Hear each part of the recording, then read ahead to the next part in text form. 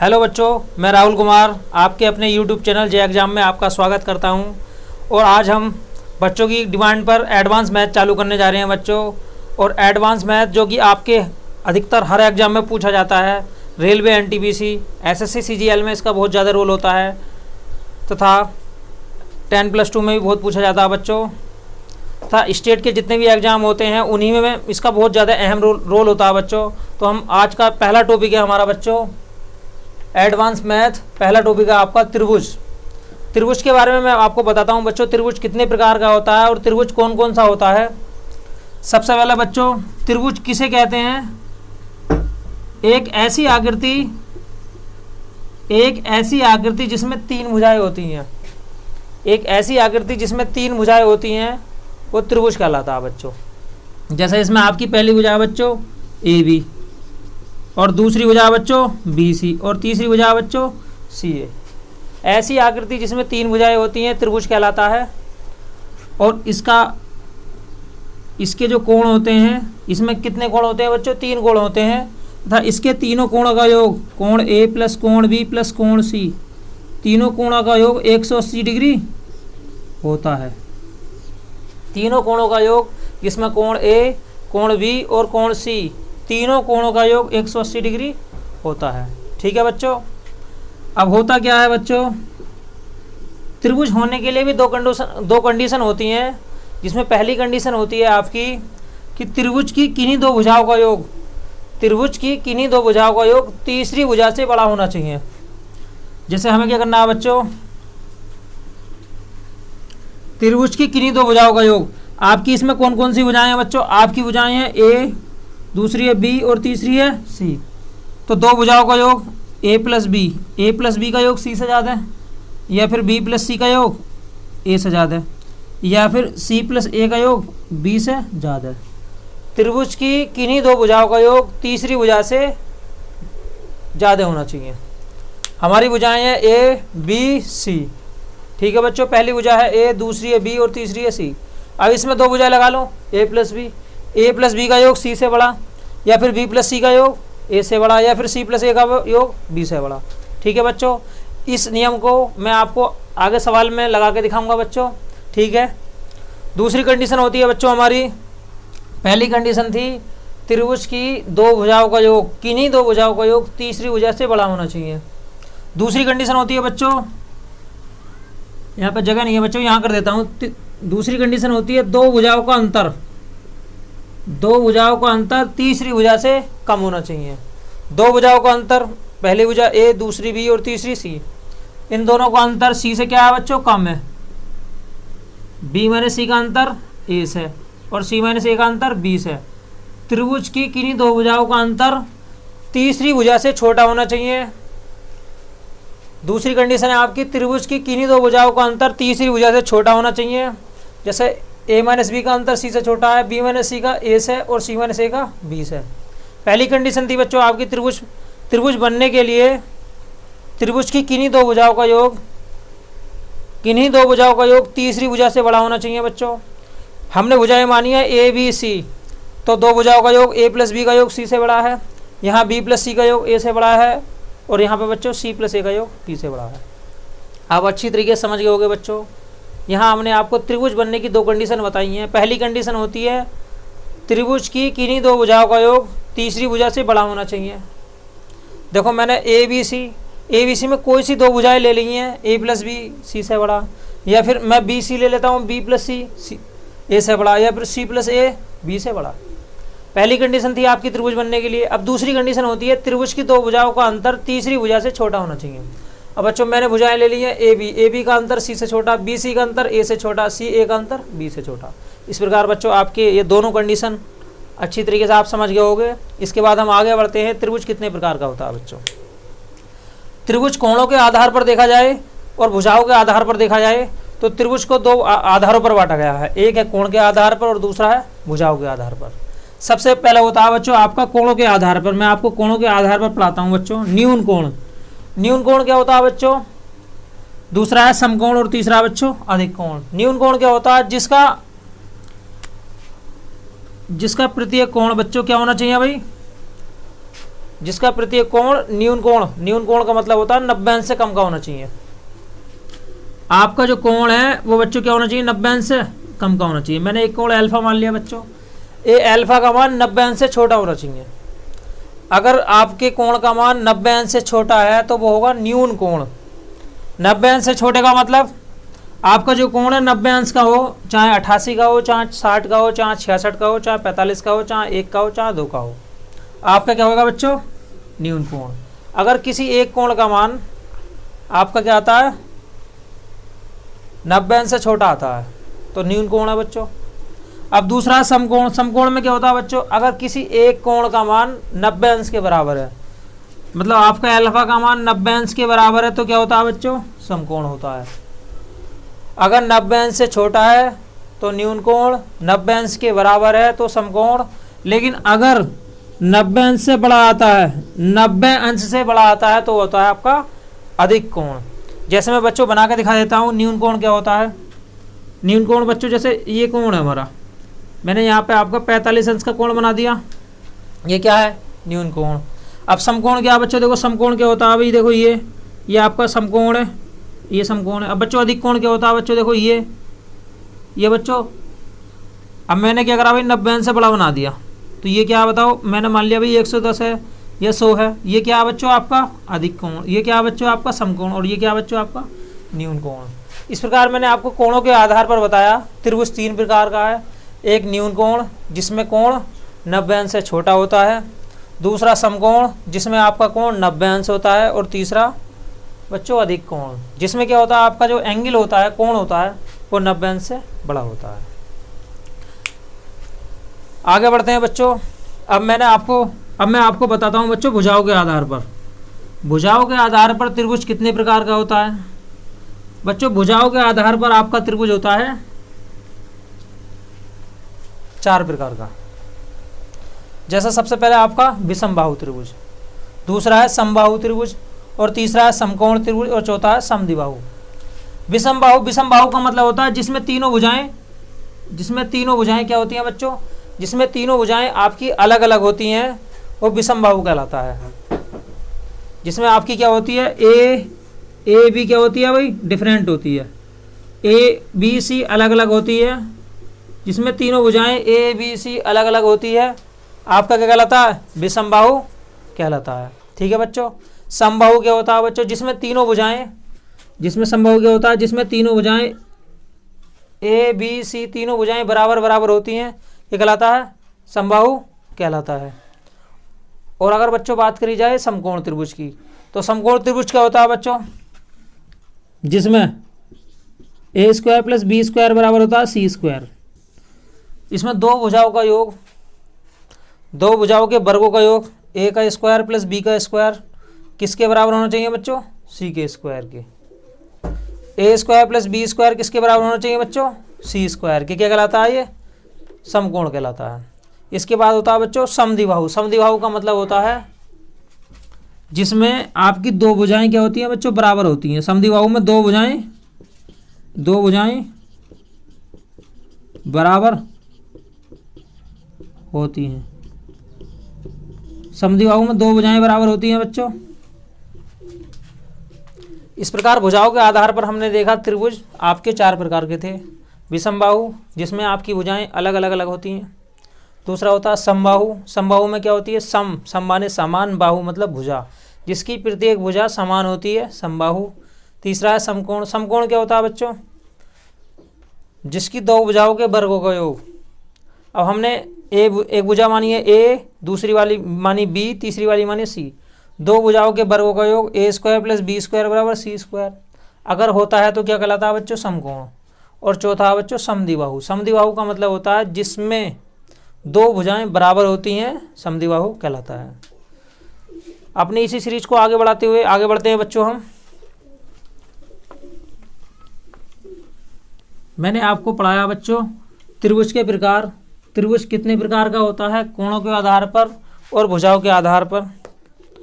तो सबसे पहले हम आपको प्रश्न लेते हैं बच्चों। एक प्रश्न है बच्चों, एक त्रिभुज की दो भुजाएं 4 और 10 हैं। एक त्रिभुज की दो भुजाएं एक त्रिभुज की दो भुजाएं 4 व 10 हैं तथा तीसरी भुजा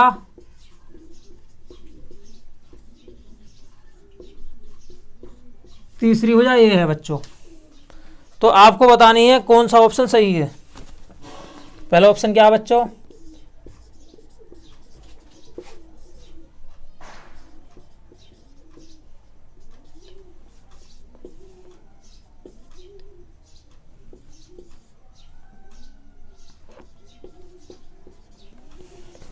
बच्चों मैंने आपको सबसे पहले बताया था त्रिभुज होने के लिए क्या कंडीशन फॉलो होनी चाहिए।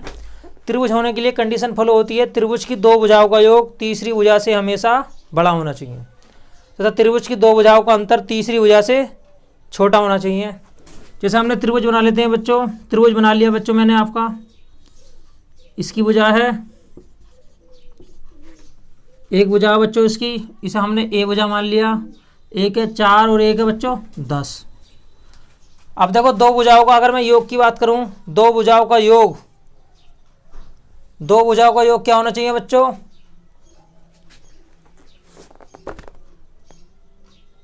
ठीक है बच्चों, दो भुजाओं का योग, अब दोनों भुजाओं का योग मैं मान लेता हूं भाई, ये वाली भुजाएं मैंने जोड़ ली हैं। एक भुजा का मान है 4 और दूसरी का मान है बच्चों 10। अगर दोनों भुजाओं का योग करा जाए तो दोनों का योग कितना आ रहा है बच्चों? 14 आ रहा है। इन दोनों का योग क्या होना चाहिए? तीसरी भुजा से अधिक होना चाहिए बच्चों। इन दोनों का योग, तो इसका मतलब है 14 जो है वो आपको बताओ, यहाँ पर बच्चों 14 है, यहाँ पर जो 14 है 14 आपका किससे ज़्यादा होना चाहिए बच्चों? तीसरी भुजा से अधिक होना चाहिए। हमने पहली भुजा है 4, दूसरी है 10, दोनों का योग कर लिया 14। तीसरी भुजा से अधिक होना चाहिए, 14 का मान ए से ज़्यादा है। और दूसरी थ्योरम थी बच्चों हमारी, दोनों भुजाओं का अंतर तीसरी भुजा से छोटा होना चाहिए। अब बताओ बच्चों 10 का और 4 का अंतर कितना होता है बच्चों? 6 जो है वो किससे कम होना चाहिए बच्चों? 6 किससे कम होना चाहिए बच्चों? ए से। इस प्रकार हम देखेंगे कि इन दोनों कंडीशन को कौन सा ऑप्शन आपका फॉलो कर रहा है। मतलब ए की जो वैल्यू है वो 6 से तो बड़ी है और 14 से क्या है बच्चों? छोटी। देखो ये नहीं है बच्चों, ये वाला भी नहीं है, ये भी नहीं है, लेकिन ये बिल्कुल ऑप्शन सही है, सटीक है, क्योंकि इसके अंदर बच्चों ए की वैल्यू 6 से बड़ी है और 14 से क्या है बच्चों? छोटी। इस प्रकार आपका जो सवाल था वो दोनों हमारे सिद्धांतों पर आधारित था, दोनों थ्योरम पर आधारित था। मैं आपको एक बार और रिपीट करता हूँ बच्चों, त्रिभुज बनने के लिए दो कंडीशन होती हैं। त्रिभुज की किन्हीं दो भुजाओं का योग तीसरी भुजा से अधिक होना चाहिए। जैसे हमारी भुजा थी 4 और दूसरी थी 10, दोनों का योग कितना हो गया? 14। 14 की वैल्यू ए से अधिक है। दूसरी कंडीशन थी बच्चों त्रिभुज की दो भुजाओं का अंतर, पहली भुजा हमारी 4 और दूसरी है 10, दोनों भुजाओं का अंतर तीसरी से छोटा होना चाहिए बच्चों। तो बोलो दोनों का अंतर कितना है भाई? 6। 6 की जो वैल्यू है वो ए से क्या है भाई? छोटी। तो हमने ऐसा ऑप्शन देखा जिसमें ए की जो वैल्यू है 6 से होनी चाहिए, सॉरी ए की जो वैल्यू है वो बच्चों 14 से तो होनी चाहिए छोटी, 14 से होनी चाहिए छोटी, लेकिन 6 से क्या होनी चाहिए बच्चों? बड़ी। तो आपका यही वाला ऑप्शन बच्चों बिल्कुल सटीक बैठता है। ठीक है बच्चों, आगे बढ़ते हैं बच्चों।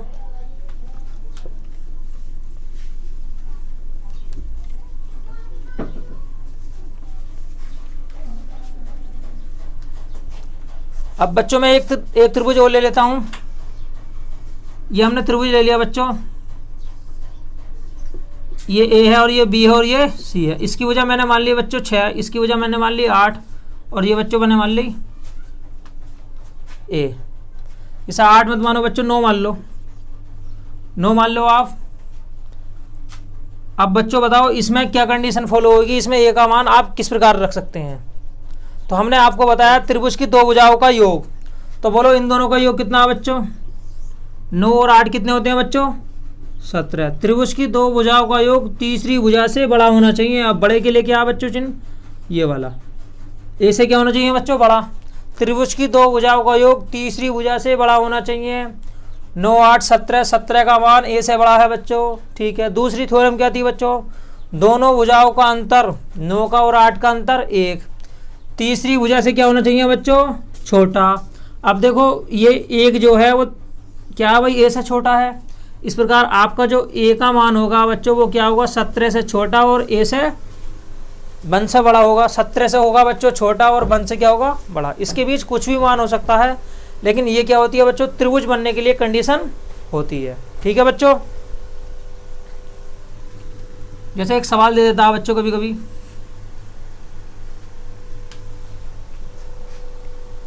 अब देखो बच्चों मैंने भुजाएं दे दी,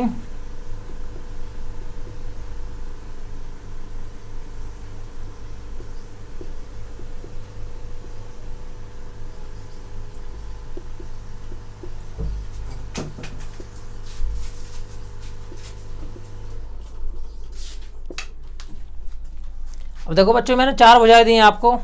पहली भुजा थी आपकी 1 2 3, दूसरी थी 2 3 4, तीसरी है 6 4 5, चौथी है 8 9 10। अब आपको बताना है कौन सी भुजा त्रिभुज बनाएगी या नहीं बनाएगी। तो बच्चों मैंने आपको बताया दो भुजाओं का योग, दो भुजाओं का योग तीसरी भुजा से अधिक होना चाहिए।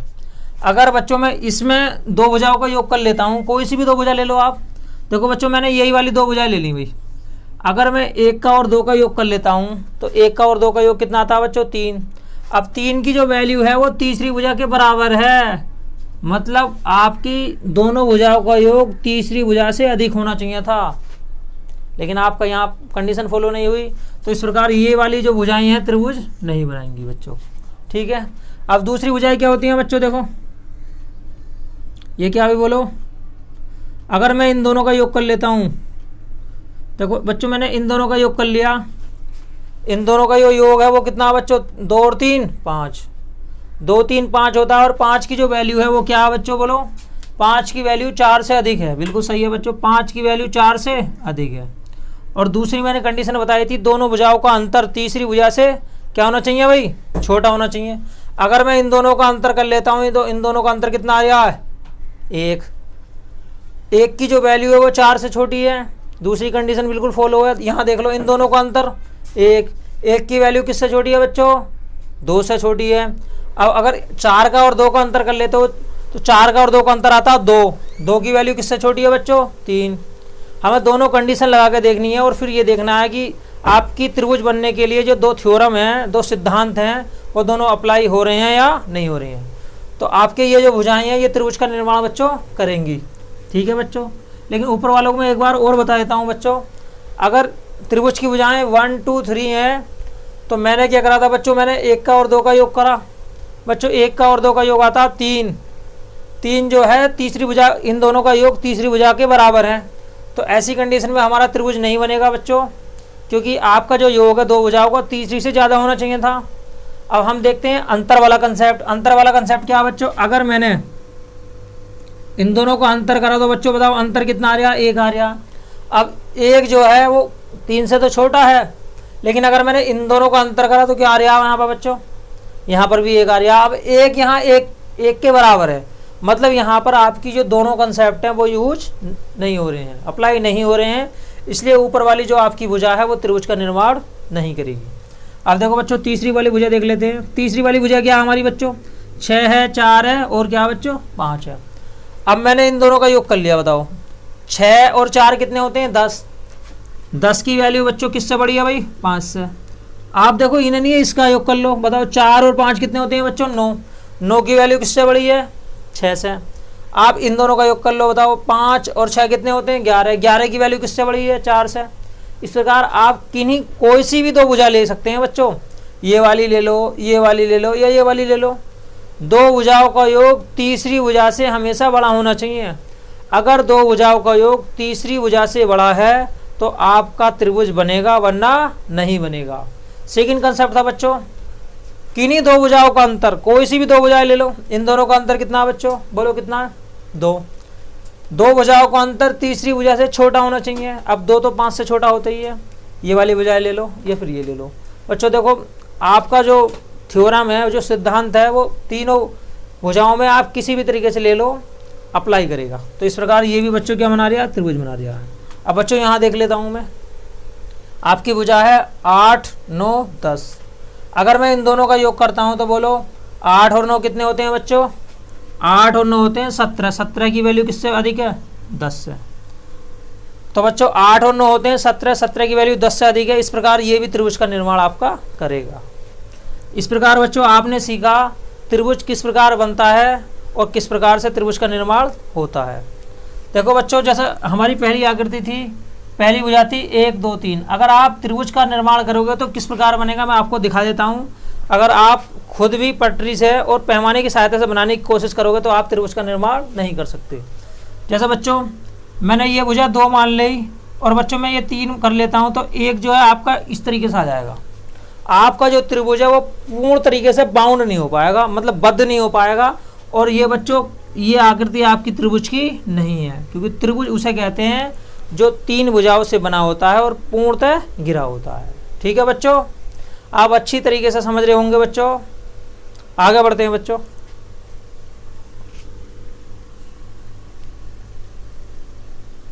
हम पहला टॉपिक लेते हैं विषमबाहु। मैं आपको सिखाता हूं भुजाओं के आधार पर, भुजाओं के आधार पर त्रिभुज, क्योंकि आपके जो एग्जाम में पूछे जाते हैं वो भुजाओं के आधार पर ज़्यादा पूछे जाते हैं बच्चों। पहला है विषमबाहु। विषमबाहु, विषमबाहु त्रिभुज क्या होता है बच्चों? विषमबाहु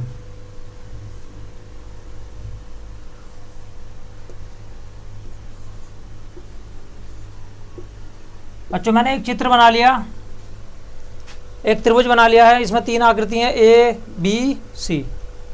ठीक है बच्चों, A B है, B C है और C है। अगर मैं इसके कोणों के योग की बात करूं तो इसके कोणों का योग होता है कोण A प्लस कोण B प्लस कोण C। कितना होता है बच्चों? 180 अंश। एक प्रश्न ही पूछ लेता है कभी कभी त्रिभुज के तीनों कोणों का योग कितना होता है? 180 अंश होता है। मैंने इसकी भुजाएं मानी बच्चों, इसके सामने की भुजा स्मॉल है, इसके सामने की भुजा स्मॉल बी और इसके सामने की भुजा स्मॉल सी। ठीक है बच्चों, अब हम क्या करते हैं विषमबाहु में, इसका क्षेत्रफल निकालने के लिए आपको क्या करना है बच्चों? सबसे पहले इसका क्षेत्रफल होता है under root S, S minus के ए और एस माइनस के बी और एस माइनस के सी। जहाँ पर एस क्या है बच्चों? एस क्या है? एस आपका अर्ध परिमाप। परिमाप किसे कहते हैं बच्चों? परिमाप होता है तीनों भुजाओं का योग। जितनी भी भुजाएं आपकी ए बी सी, तीनों भुजाओं का क्या कर दो बच्चों? योग कर दो, ए प्लस बी प्लस सी। ये होता है परिमाप। लेकिन बात करी जाए अर्ध परिमाप की, तो अर्ध परिमाप क्या होता है? जो आपने तीनों भुजाओं का योग करा है उसका आधा कर दो बच्चों। जहाँ पर एस की वैल्यू है ए प्लस बी प्लस सी बटे 2। ठीक है बच्चों, आप तार सकते हैं। मैं आपको विषमबाहु त्रिभुज के बारे में सब कुछ बताऊंगा। तो आगे बढ़ते हैं बच्चों हम प्रश्न नंबर 1 की ओर।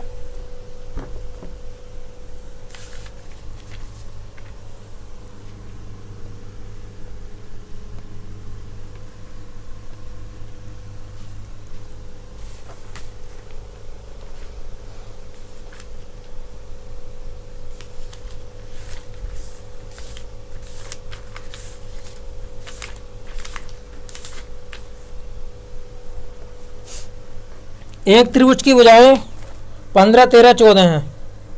एक त्रिभुज की भुजाएं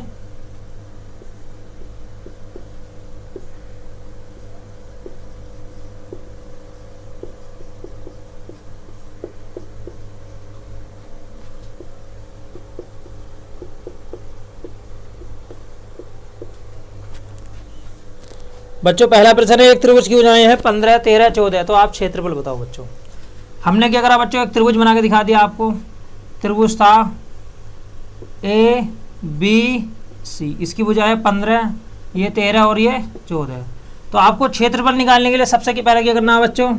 सबसे पहले आपको बच्चों आपको अर्ध परिमाप निकालना है। अर्ध परिमाप होता है ए प्लस बी प्लस सी बटे 2। तीनों को जोड़ लो, 15 13 28, 28 और 14 कितने होते हैं? 42। 42 बटे 2 21 आ गया बच्चों। आपका जो अर्ध परिमाप था 21 आ गया। फार्मूला होता है बच्चों आपका under root S, S minus के ए, एस माइनस के बी और एस माइनस के सी। अब एस की वैल्यू कितनी है बच्चों? 21। 21 में से देखो ये ए का मान है बच्चों और ये किसका मान है बच्चों? बी का मान है और ये क्या है बच्चों? सी का मान। देखो इसके सामने वाली भुजा ए, इसके सामने वाली भुजा बी, इसके सामने वाली भुजा सी। अब अगर बच्चों 21 में से 15 घटाऊंगा तो क्या बचेगा 6, 21 में से 13 घटाऊंगा तो 8, 21 में से 14 घटाऊंगा तो 7। बच्चों आपको टुकड़े कर लेने और ये वर्गमूल से बाहर निकाल देना। देखो 21 का मतलब होता है 7 तिया 21, 6 का मतलब होता है 3 गुणा 2 और 8 बच्चों आप ऐसे ही कर दो 7। अब देखो जोड़ा बनाओ बच्चों, बाहर निकालो वर्गमूल से। 7 का जोड़ा बन गया 1 7 बाहर आ जाएगा, 3 का जोड़ा बन गया बच्चों 3 बाहर आ जाएगा, 8 दूनी 16, 16 का क्या होता है बच्चों 4, 16 का वर्गमूल 4 होता है। इस प्रकार आपका जो एरिया आएगा 7 या 21, 21 चौक 84, 84 आएगा बच्चों। बहुत अच्छा सवाल था, लेकिन आपको इसके लिए ये पता होना चाहिए फार्मूला। इसे बोलते हैं हम हीरो फार्मूला। क्या बोलते हैं हम इसे बच्चों? Heroes formula. हीरोज फार्मूला होता है ये, इससे आपका विषम बाहु का एरिया निकलता है। जहाँ पर हीरोज फार्मूला होता क्या है? Under root S, S minus के ए, एस माइनस के बी और एस माइनस के सी। एस की वैल्यू क्या है बच्चों? एस ही होता है आपका अर्ध परिमाप, ए प्लस बी प्लस सी बटे 2। आगे बढ़ते हैं बच्चों, आप तार सकते हैं, नोट्स बना सकते हैं बच्चों। और मैं तो आपको यही सजेशन दूंगा कि आप जब भी मैथ पढ़ो आप अपनी कॉपी और पेंसिल साथ लेके बैठें, क्योंकि आप यूट्यूब पर बार बार देखोगे बच्चों, वो भी सही है, लेकिन अगर आप नोट्स बनाओगे तो वो आपके लिए बहुत अच्छा रहता है, वो हमेशा याद रहते हैं।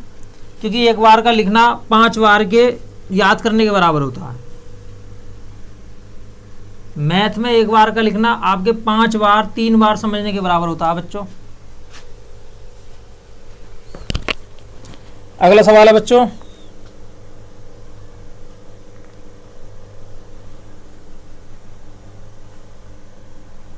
एक त्रिभुज, क्वेश्चन नंबर 2 की ओर बढ़ते हैं आगे। एक त्रिभुज जिसकी भुजाएं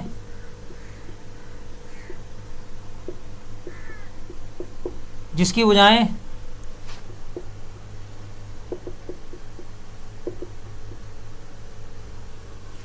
1/2 अनुपात 1/3 अनुपात 1/4 के अनुपात में है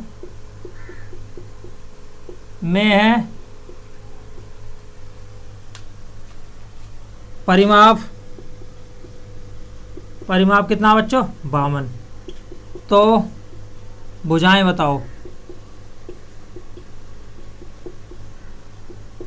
बच्चों। एक त्रिभुज है जिसकी जो भुजाएं हैं वो है 1/2 अनुपात 1/3 अनुपात 1/4, इसके रेशियो में है बच्चों। और इसका जो परिमाप है 52 है, तो आपको भुजाएं बतानी है बच्चों। मैंने क्या करा, देखो इसकी जो भुजाएं हैं वो डायरेक्ट नहीं दी हुई है, भुजाएं दी हुई है 1/2 रेशियो 1/3 अनुपात 1/4। तो आपने क्या करा बच्चों, 1/2 अनुपात 1/3 अनुपात 1/4, 2 का 3 का 4 का। जब भी ऐसी कंडीशन हो तो आप क्या करोगे हल करने के लिए, 2 का 3 का 4 का लैसे लो। 2 का 3 का 4 का लैसे होता है बच्चों 12, 12 से यहाँ मल्टीप्लाई, 12 से यहाँ, 12 से यहाँ, 2 छंग 12, 3 चौक 12, 4 तिया 12, 6 अनुपात 4 अनुपात 3। तीनों भुजाओं का रेशियो आएगा 6 अनुपात 4 अनुपात 3। पहली भुजा 6, दूसरी 4 और तीसरी 3। ये बच्चों रेशियो में है, जरूरी नहीं है। यहाँ पे हम 6x लिख सकते हैं, 4x लिख सकते हैं और 3x लिख सकते हैं, क्योंकि ये राशि बड़ी भी हो सकती है आपकी, बाद में कट कट कर छोटी आई हो बच्चों। अब बात करी जाती है परिमाप की बच्चों। परिमाप क्या होता है? तीनों भुजाओं का योग। तो तीनों भुजाओं का योग कर लो, 6 4 10, 10 और 3 13। 13 की वैल्यू है 52 के बराबर, 13 चौका 52, मतलब 1 की वैल्यू बच्चों 4 के बराबर। जब 1 की वैल्यू 4 के बराबर है तो ये वाली भुजा कितनी हो जाएगी? 6 चौक 24 और ये कितनी हो जाएगी? 4 चौक 16, ये हो जाएगी 12। इस प्रकार जो आपकी भुजाएं आई बच्चों आई 24, 16 और 12। ठीक है बच्चों, भुजाएं आपकी 24, 16 और 12। इस प्रकार का प्रश्न भी बच्चों एग्जाम में दे दिया जाता है। ठीक है बच्चों, आगे बढ़ते हैं हम नेक्स्ट क्वेश्चन की ओर।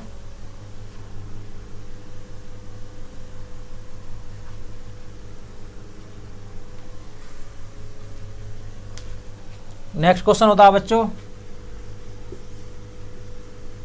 एक त्रिभुज की भुजाएं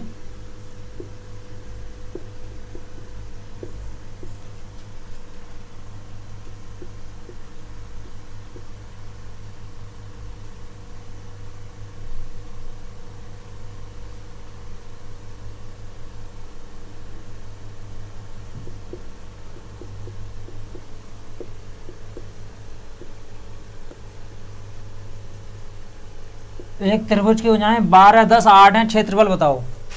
त्रिभुज की जो भुजाएं हैं वो 12 है, 10 है और 8 है, क्षेत्रफल बताना है बच्चों। अब देखो तीनों जो भुजाएं हैं वो क्या है बच्चों, डिफरेंट डिफरेंट हैं। अब तीनों भुजाएं डिफरेंट डिफरेंट है तो आप क्या करोगे बच्चों, इसका क्षेत्रफल निकालने के लिए हीरोज फार्मूला का यूज करेंगे।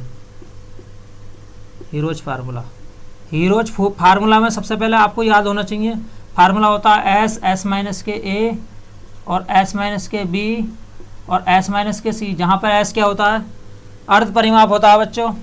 एस की वैल्यू कैसे निकलेगी, 12 प्लस के 10 प्लस के 8 बटे 2, 12, 8, 20, 20 और 10, 30, 30 बटे 2। बोलो बच्चों कितना आया, 15 आया। एस की वैल्यू 15 आ गई बच्चों, आपने यहाँ 15 लगा दिया। 15 में से 12 गया 3, 15 में से 10 गया 5, 15 में से 8 गया 3। बच्चों आपको क्या करना है बच्चों, वर्गमूल से बाहर निकालना, जोड़ा बनाना, वर्गमूल से बाहर निकालना। देखो ये 15 है, 5 दिया 15, 15 का जोड़ा बन गया बच्चों, 15 बाहर निकाल दिया, √3 ऐसी रह जाएगा। आपका आंसर आ गया 15√3। ठीक है बच्चों, देखो बहुत अच्छा प्रश्न है। आप हीरो फार्मूला को अच्छी तरीके से समझ गए होंगे। हीरो फार्मूला को मैं एक बार और बता देता हूँ बच्चों। हीरो फार्मूला होता है √S, S माइनस के ए, S माइनस के बी और S माइनस के सी, जहाँ पर S की वैल्यू क्या होती है बच्चों, A प्लस बी प्लस सी बटे 2। ये होता है आपका अर्ध परिमाप। पैरामीटर, पैरामीटर का आधा होता है बच्चों। पैरामीटर क्या होता है बच्चों, परिधि, परिधि का आधा होता है। ये परिधि बोल दो, परिमाप बोल दो, बात एक ही है बच्चों। ठीक है, आगे बढ़ते हैं बच्चों।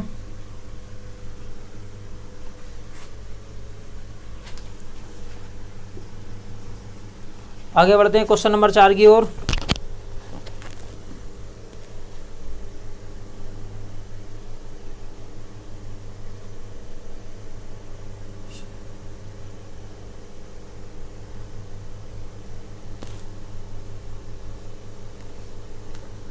एक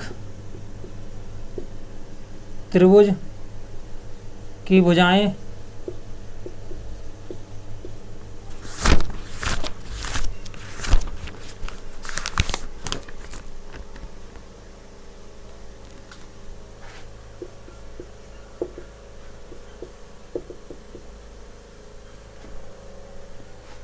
के अनुपात में है,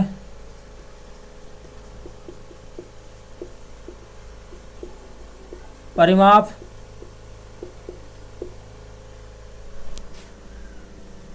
91, तो भुजाएं बताओ।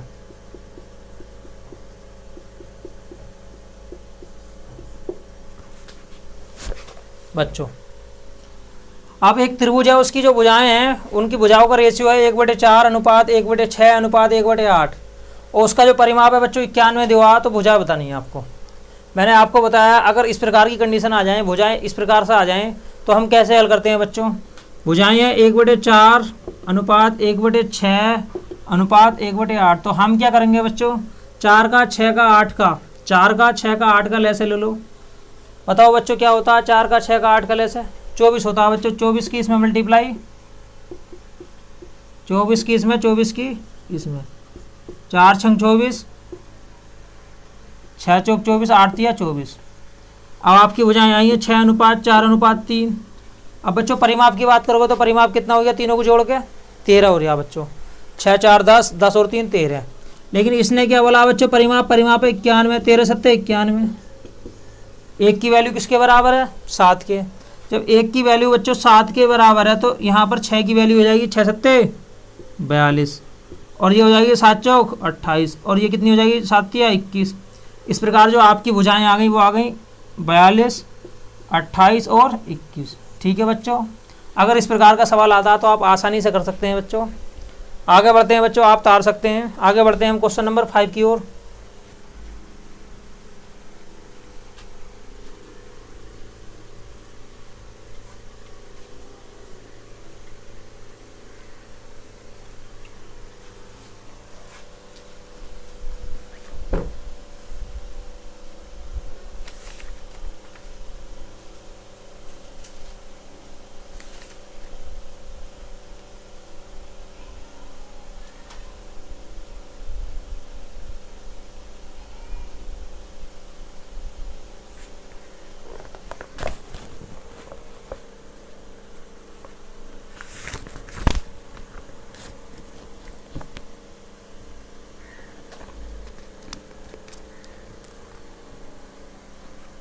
एक त्रिभुज की भुजाएं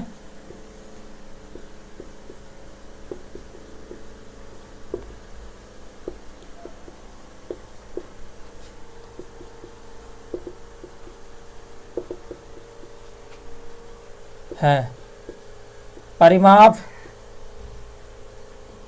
104 है। भुजाएं बताओ बच्चों। एक त्रिभुज की भुजाएं हैं 1/2 अनुपात 1/3 अनुपात 1/4 और परिमाप दिया हुआ बच्चों 104। तो आपको बतानी है तीनों भुजाएं। बच्चों मैं आपको कई बार बता चुका हूं, अगर आपकी ऐसी भुजाएं आती हैं तो आपको क्या करना है बच्चों, आप सीधा सीधा लिख लोगे 1/2 अनुपात 1/3 अनुपात 1/4। 2 का 3 का 4 का, बताओ लैसे क्या होता है? 2 का 3 का 4 का लैसे क्या होता है बच्चों? 12 होता है। 12 से आपने इसमें मल्टीप्लाई, 12 से इसमें, 12 से इसमें, 2 छंग 12, 3 चौक 12, 4 तिया 12। बच्चों देखो 6 अनुपात 4 अनुपात 3 आपकी भुजाएं आ गई। 6 अनुपात 4 अनुपात 3। और बात करी जाती है परिमाप की, तो परिमाप होता है तीनों भुजाओं का योग। तीनों भुजाओं का योग कितना हो गया बच्चों? 13। 13 की वैल्यू है 104।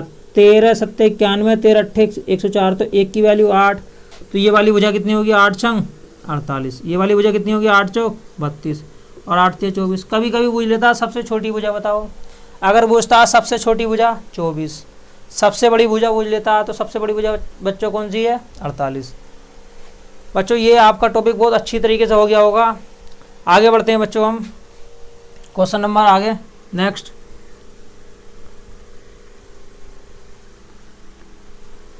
अब देखो बच्चों अगला कंसेप्ट क्या होता है। अभी अगर हम अगला कंसेप्ट की बात करें तो बच्चों, अगर ये त्रिभुज है बच्चों, ये त्रिभुज है, हमने भुजाएं मान ली बच्चों, इसकी भुजाएं मान ली भाई मैंने 12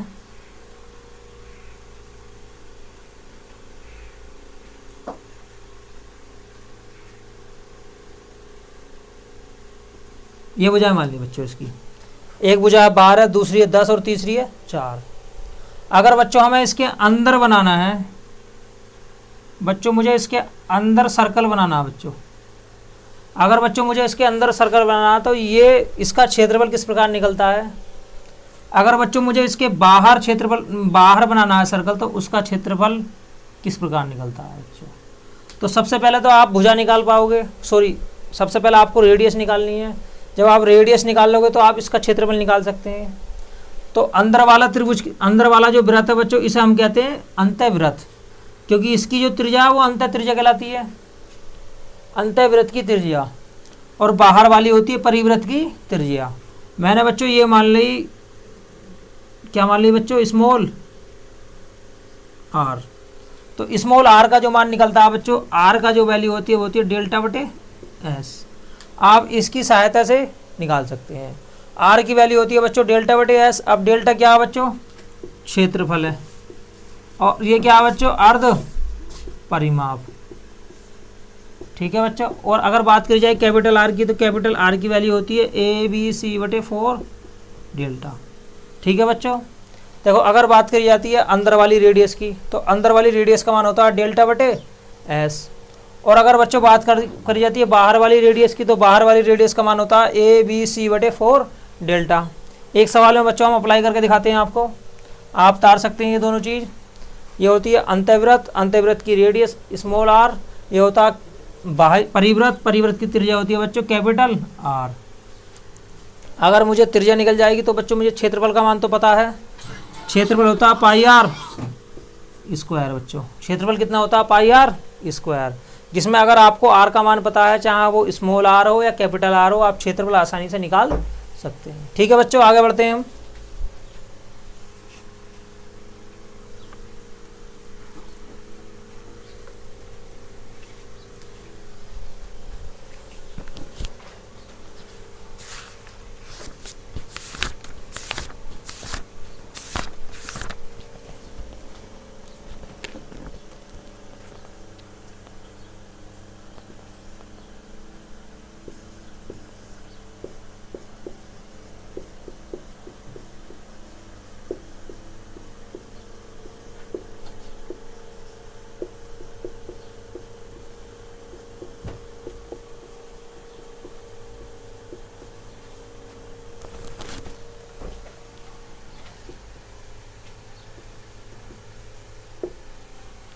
बच्चों मैंने एक प्रश्न लिया है, प्रश्न नंबर 6 है बच्चों, आपकी स्क्रीन पर देख लिया है। एक त्रिभुज की भुजाएं हैं 15, 13, 14। एक त्रिभुज की भुजाएं हैं 15, 13, 14। तो आपको बताना स्मॉल आर व कैपिटल आर का मान। स्मॉल आर क्या है बच्चों? अंतर्वृत्त की रेडियस। और कैपिटल आर क्या है बच्चों? बाह्य परिवृत्त की रेडियस। अब मैंने आपको बताया था बच्चों स्मॉल आर का मान क्या होता है? डेल्टा बटे एस। सबसे पहले मुझे क्या निकालना है बच्चों? इसका डेल्टा निकालना है। तो मैंने त्रिभुज बना लिया बच्चों, त्रिभुज की भुजाएं हैं ए बी सी, 15, 13, 14। सबसे पहले आपने एस निकाला। एस की वैल्यू क्या है बच्चों? ए प्लस बी प्लस सी बटे 2। 15 और 13 कितने होते हैं? 28, 42, 42 बटे 2 कितना आ गया बच्चों? 21 आ गया। एस का मान 21 आ गया बच्चों। अब देखो क्या निकालोगे? क्षेत्रफल निकालोगे, डेल्टा का मान निकालोगे। डेल्टा का मान कितना होता है? Under root S, S minus के ए और एस माइनस के बी और एस माइनस के सी। अब बोलो बच्चों, तो एस का मान क्या आ गया? 21। 21 में से 15 गए 6, 13 गए 7, 13, 7, 21, 8। अब ये बच्चों 7। देखो टुकड़े बनाओ। टुकड़े बनाने के बाद में बच्चों आपको बाहर निकालना है वर्गमूल से। 21 का मतलब होता है 7 या 21, 8। अब देखो बच्चों बाहर निकालो, 7 का टुकड़ा 7 2 बार आ गया, बाहर निकाल लिया बच्चों। देखो आ गए बच्चों। आपने 6 को तोड़ लिया। 6 का मतलब होता है 3 गुणा 2। 6 का मतलब होता है बच्चों 3 गुणा 2 गुणा 8। देखो बच्चों आप इसे हल कर सकते हैं, वर्गमूल से बाहर निकालना है। देखो 7 का टुकड़ा बन गया बच्चों, देखो 3 का बन गया, 3 बाहर निकाल लिया। 8 दूनी 16, 16 का क्या होता है बच्चों? 4। 7 या 21, 21 चौक 84। देखो 7 या 21, 21 चौक 84। इस प्रकार डेल्टा का जो मान है बच्चों 84 आ गया। डेल्टा का मान कितना आ गया भाई? 84। स्मॉल आर का मान निकालने के लिए आपको डेल्टा का मान पता होना चाहिए और अर्ध परिमाप एस का मान पता होना चाहिए। अब बच्चों एस की वैल्यू बोलो कितनी है बच्चों? एस की वैल्यू कितनी थी? 21 थी। 21 से काट दो, 21 चौक 84। इस प्रकार बोलो आर का मान कितना आ गया बच्चों? बोलो आर का मान क्या आ गया? 4। अब निकालना है आपको कैपिटल आर का मान। आर का मान होता है ए बी सी बटे 4 डेल्टा। ए की वैल्यू कितनी है बच्चों? 15। बी की वैल्यू कितनी है? 13। 14 बटे 4 गुणा डेल्टा की वैल्यू कितनी है भाई? डेल्टा की वैल्यू कितनी है बच्चों? 84 है डेल्टा की वैल्यू। डेल्टा की वैल्यू आपकी 84। तो क्या करोगे बोलो? 7 दूनी 14, 14 सत्ते 84, 7 से कट जाएगा। 14 सत्ते 7 दूनी 14, 7 दूनी 7 एकम 7, 7 दूनी 14, 14 पंजे 70, 14 चंग 84। ठीक है बच्चों, आप काटो। आप नहीं कटेगा। ठीक बच्चों, 3 से 3 पंजे 15, 3 दूनी 6, 13 पंजे 65, 65 बटे 8 आ गया बच्चों।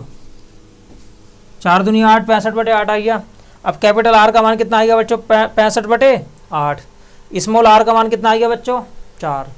अगर आपसे पूछा जाता है कि अंतर्वृत्त की रेडियस का मान बताओ, परिवृत्त की रेडियस का मान बताओ और वो त्रिभुज क्या है भाई? विषमबाहु है, तो आपको इस प्रकार निकालना है बच्चों। आपको पता होना चाहिए इसका फार्मूला। जब 2-3 बार आप सवाल कर लोगे तो आप अच्छी तरीके से समझ जाओगे। स्मॉल आर का मान होता है डेल्टा बटे एस। डेल्टा का मान मैंने आपको निकालना बता ही दिया है। और एस क्या होता है? अर्ध परिमाप। और बात करी जाती है कैपिटल आर की। कैपिटल आर क्या होता है? परिवृत्त की त्रिज्या।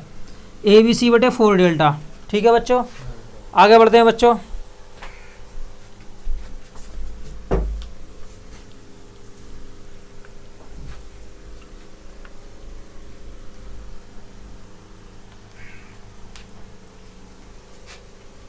अब देखो बच्चों, सबसे ज़्यादा प्रश्न पूछा जाता है ये, कई बार पूछा गया बच्चों। एक त्रिभुज की मध्यिकाएं, एक त्रिभुज की मध्यिकाएं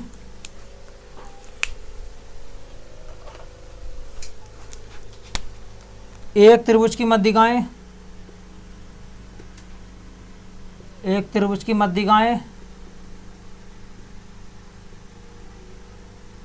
ये हैं 15, 13, 14। तो क्षेत्रफल बताओ, तब क्षेत्रफल बताओ। बहुत अच्छा प्रश्न है बच्चों। प्रश्न नंबर 7 है। अब शब्द आया बच्चों मध्यिकाएं। मध्यिकाएं क्या होती हैं बच्चों? हमने त्रिभुज बना लिया बच्चों, माध्यिका ए बी सी। अब माध्यिका क्या होती है बच्चों, हमने क्या करा बच्चों, यहाँ से इसका जो मिडिल पॉइंट होता है, इसका मिडिल पॉइंट होता है, इस भुजा का मिडिल पॉइंट, इस भुजा का मध्य बिंदु, इस भुजा का मध्य बिंदु, इससे आपका शीर्ष को मिला दिया बच्चों। जब आप शीर्ष को मिलाओगे तो ये क्या कहलाएंगे बच्चों, माध्यिकाएँ कहलाएंगी।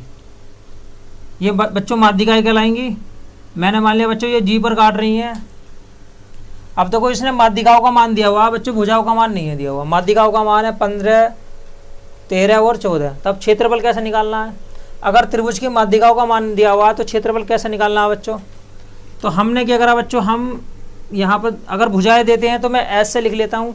अब माध्यिकाओं को मैं एस एम लिख लेता हूँ। एस एम का मतलब होता है मीडियन, एस एम का मतलब होता है मीडियन ऑफ, मीडियन आपको सेमी क्या बताना है बच्चों, parameter, median of semi parameter. अर्ध परिमाप निकालना है मीडियन का बच्चों। ए प्लस बी प्लस सी बटे 2, 15 प्लस के 13 प्लस के 14 बटे 2 कितना हो गया बच्चों, 42 बटे 2 21 आ गया बच्चों। बस कुछ नहीं करना है बच्चों, क्षेत्रफल निकालने के लिए आपको करना है अंडरवुड एस एम माइनस के ए और एस एम माइनस के बी और एस एम माइनस के सी। अब बच्चों आपको 4/3 से मल्टीप्लाई कर देनी है बच्चों। अगर माध्यिकाएँ दी हुई हैं तो आपको इसी फार्मूले में, हीरो फार्मूले में 4/3 से मल्टीप्लाई कर देनी है। ठीक है बच्चों। अब आपको पता है अगर हम इसे हल करते हैं तो ये क्या होता है बच्चों, ये 84 आता है। मैं आपको बता देता हूँ हल करके भी। 4/3 अंडरवुड, एस का मान कितना बच्चों 21, 21 में से 15 गया 6, 21 में से 13 गया 8 और ये 7, 4/3 बच्चों। आपको वर्गमूल से बाहर निकालना 21, 6 का मतलब होता है 3 गुणा 2, 8 गुणा 7, देखो 7 या 21 और ये 21, 21 का एक जोड़ा 21 बाहर आ जाएगा और 8 दूनी 16, 16 का आएगा 4, 3 सत्ते 21, 7 चौक 3 सत्ते 21, 7 चौक 28, 28 गुणा 4, 28 गुणा 4, 8 चौक 32, हासिल 3, 4 दूनी 8, 8 3 11। इस प्रकार जो आपका क्षेत्रफल आया बच्चों आ गया 112। ये प्रश्न देखो कई बार एलडीसी की परीक्षा में पूछा गया है। त्रिभुज की 3 माध्यिकाएं दे देगा और आपसे क्षेत्रफल का मान पूछेगा। और बच्चों आपने सिर्फ अभी तक ये सवाल पढ़ा है कि अगर त्रिभुज की 3 भुजाएं दी हुई हैं तब क्षेत्रफल कैसे निकलता है, लेकिन अगर त्रिभुज की 3 माध्यिकाएं दी हुई हैं तब क्षेत्रफल इस प्रकार निकलता है बच्चों। आपको कुछ नहीं करना है, कोई हेडक वाली बात नहीं है, आपको तीनों को जोड़कर उसका अर्ध परिमाप निकाल लेना है। ए प्लस बी प्लस सी बटे 2, जैसे मैंने तीनों को जोड़ लिया कितना आया बच्चों, मेरा अर्ध परिमाप 21 आया। अब जो आपका हीरो फार्मूला होता है अंडरवुड एस, यहाँ बच्चों मैंने एस एम लिखा है, एम का मतलब होता है मीडियन ऑफ मतलब आपका जो है इसका मीडियन निकाल लेना है बच्चों। अब एस एम का मतलब है ये मीडियन था, मतलब मीडियन जो माध्यिकाएं दी हुई हैं उसका अर्ध परिमाप निकालना है आपको। मैंने देखो एस एम का मान 21 है, 21 गुणा, अब 21 में से 15 घटाया 6 बचा, 21 में से 13 घटाया 8 बचा, 21 में से 14 घटाया 7 बचा। 4/3 से मल्टीप्लाई कर देनी है बच्चों। 4/3 से मल्टीप्लाई करने के बाद में आपका आएगा 112। ठीक है बच्चों, आज के लिए इतनी क्लास बहुत है बच्चों। हमने नया टॉपिक चालू कराया आज से एडवांस मैथ। आप हमारी वीडियो को देखिएगा, ज़्यादा से ज़्यादा शेयर कीजिएगा, हमारे चैनल को सब्सक्राइब कीजिएगा बच्चों। थैंक यू, जय हिंद बच्चों।